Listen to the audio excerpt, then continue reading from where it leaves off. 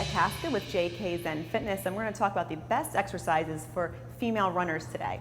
So I have run a few marathons myself, trained many females to do marathons, half marathons, 5Ks, 10Ks, and of course the daily runner. Very important that we get these exercises in. So there's 4 areas of training that we're going to focus on today, and there's multiple exercises of course in each area. The first one is lateral training. So when we're a runner, we train our bodies to move forward in a linear motion, and we don't get much lateral work, maybe if we're jumping out of the way of another runner. So it's important to learn to move side to side so that our adductors and our abductors, the inner and the outer part of our legs, get the same amount of training as our linear muscles, quadriceps and hamstrings. Then we want to work on strengthening those very same muscles. So what we're going to do today is a leg extension machine to work on our quads. And then the third area is our core. We hear so much about the core in the media today, and it really is the most important area that we can work. Without a strong core, we really can't be a strong athlete or even have a healthy, balanced life, more prone to injury.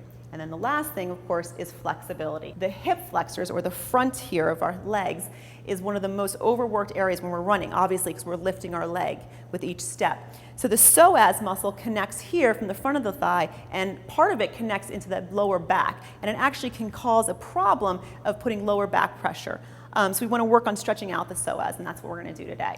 So the lateral shuffle is a simple exercise. You don't need a lot of room. I'm here using my yoga mat, and you can use that at home just to give you an idea of what to do. So you're going to come down into a low squat position, and you're going to walk to the side and walk to the side.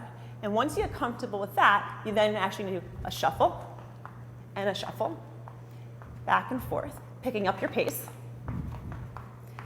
Make sure that when you're doing this, the feet are facing forward, so you're not doing a turnout. You're keeping the legs directly parallel with one another.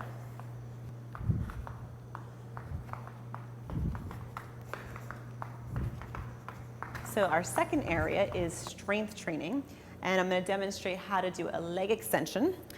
So you're going to sit back. You want to make sure that the pad by your ankles is on your ankle. Your knees are in line with the axis here, and you should be sitting back far enough that your back is supported, but not that you're going to be arching or having to sit upright.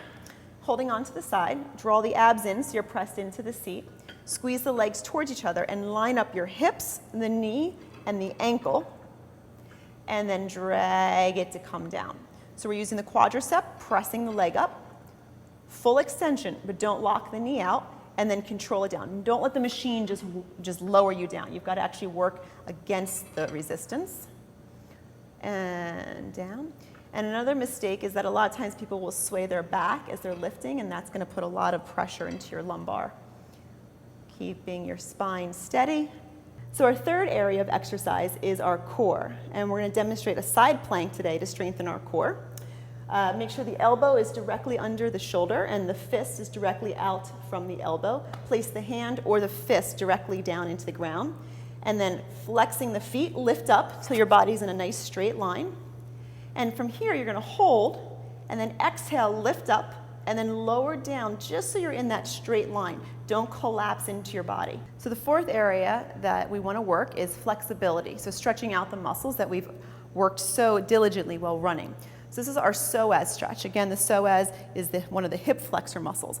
So we're going to lunge into our front leg or our left leg, press back into our right leg, and then draw the tailbone down.